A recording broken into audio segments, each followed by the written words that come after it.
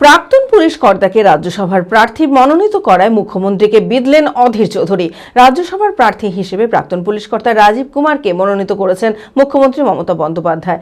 মুখ্যমন্ত্রীর ঘোষণার পর থেকে জল্পনার অন্ত নেই রাজনৈতিক মহলে। শনিবার দিল্লি থেকে ভিডিও বার্তায় এই বিষয়ে অধীর চৌধুরী বলেন, প্রাক্তন পুলিশ কর্তাকে রাজ্যসভার প্রার্থী মনোনীত করে মুখ্যমন্ত্রী প্রমাণ করে দিলেন তিনি দালালিকে মর্যাদা দেন। আমলাদের বার্তা দিলেন, কৃতদাস হয়ে থাকলে তাকে পুরস্কার দেওয়া হয়। এই বিষয়ে লালবাগে মন্ত্রী ফিরহাদ হাকিম বলেন, অবসরের পর যে কেউ স্বাধীনভাবে যে কোনো দল করতে পারে। মানসিক স্বাস্থ্যের জন্য সবার আগে যে নামটি মনে ভেসে ওঠে, সুস্থ মনের ঠিকানা মনোবীক্ষণ। যোগাযোগ নাম্বার 7477799513। দিদির দলের পক্ষ থেকে রাজ্যসভায় 4 জনকে মনোনীত করেছেন বাংলার তৃণমূল নেত্রী মমতা ব্যানার্জি। উল্লেখযোগ্য তার মধ্যে বাংলার ডিরেক্টর জেনারেল অফ পুলিশ, যার বিরুদ্ধে সারা বাংলায় একটাই অভিযোগ যে তিনি মানুষের জন্য নন, তিনি তৃণমূল নেত্রী মমতা ব্যানার্জির সেবাতে নিজেকে নিয়োজিত করেছেন। তাকে রাজ্যসভার সদস্য করার মধ্য দিয়ে বাংলার মুখ্যমন্ত্রী প্রমাণ করে দিলেন এবং বার্তা দিলেন পশ্চিমবঙ্গের সমস্ত আইএএস আইপিএস অফিসারদের যে মমতা ব্যানার্জি দালালিকে মর্যাদা দেয়। কৃতদাস যদি কেউ হতে পারে তাহলে তার জন্য পুরস্কার মমতা ব্যানার্জির পক্ষ থেকে দেওয়া হয়।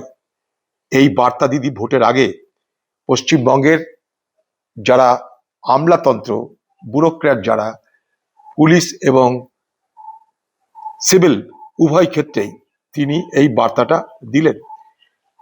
আরেকটা জিনিস লক্ষ্য করলাম যে যাদের ভোট নিয়ে মমতা ব্যানার্জি বাংলায় ক্ষমতায় আসেন, গত কদিন আগে যখন বঙ্গবিভূষণ পুরস্কারে পুরস্কৃত করা হচ্ছিল, লাইন দিয়ে একের পর এক আলতু ফালতু লোককে, অনন্ত মহারাজের মতো লোককে যখন পুরস্কৃত করা হলো, যার রাজনৈতিক স্লোগান বাংলা থেকে বিচ্ছিন্ন করে দাও কামতাপুর গ্রেটার কুচবিহার, তাকে পুরস্কৃত করলেন।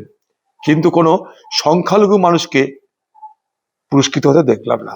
ঠিক একইভাবে এই যে 4 জন রাজ্যসভার মেম্বার তিনি করলেন, তার মধ্যেও কিন্তু কোনো সংখ্যালঘু মানুষের মুখ আমরা দেখলাম না। স্বাভাবিকভাবে পশ্চিমবঙ্গে আজকে এই নির্বাচনের প্রাক্কালে মোদি আর দিদির মধ্যে কে কত বড় হিন্দু তার প্রতিযোগিতা শুরু হয়েছে। পরিণামে সংখ্যালঘু মানুষ তাদের অধিকার হারাচ্ছে। বিচার ব্যবস্থা আলাদা, বিচার ব্যবস্থাকে পেনিট্রেট করাটা আলাদা অন্যায়। আর অনেক অফিসার এর আগে বিজেপিতেও রিটায়ারমেন্টের পরে অনেক অফিসার বিজেপিরও প্রার্থী হয়েছে, বিজেপির মন্ত্রীও এখনো আছে। সুতরাং আপনি শুধু রাজীব কুমারকে টার্গেট করবেন না। একটা মানুষ স্বাধীনভাবে তার দায়িত্ব পালন করে শেষ হয়ে গেল যখন, তারপরে সে যে কোনো দল করতে পারে, যে কোনো আদর্শে বিশ্বাস করতে পারে। তার যখন তে অন ডিউটি থাকে তখন নিশ্চিতভাবে তাকে নিরপেক্ষ থাকতে হবে। কিন্তু কেউ বিচারপতি আজকে রিজিগনেশন দিয়ে এসে আমি একটা দলের ক্যান্ডিডেট হলাম, এটা হচ্ছে অন্যায়, এটা হচ্ছে পাপ।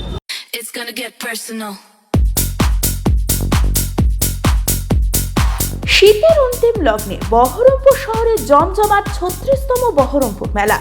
রকমারি জিনিসের পসরায় এফইউসি ময়দানে সেজে উঠেছে মেলা প্রাঙ্গণ। রয়েছে নিত্য প্রয়োজনীয় রকমারি জিনিস থেকে শুরু করে বাংলাদেশের ঢাকায় জামদানি, কুর্তি, চুড়িদার সহ সমস্ত রকম পোশাক ও অলংকারের স্টল। এবারের মেলার বিশেষ আকর্ষণ জলপরি শো। সেই সঙ্গে রয়েছে নাগরদোলা, রেঞ্জার রাইড, চোরাটোরা, ব্রেক ডান্স। বাচ্চাদের জন্য রয়েছে মজার মজার রাইডস। শুধু তাই নয়, পেট পুজোর জন্য রয়েছে রকমারি খাবারের স্টল। তাই সপরিবারে আজই আসুন বহরমপুর মেলায়। এফইউসি ময়দান, বহরমপুর, মুর্শিদাবাদ।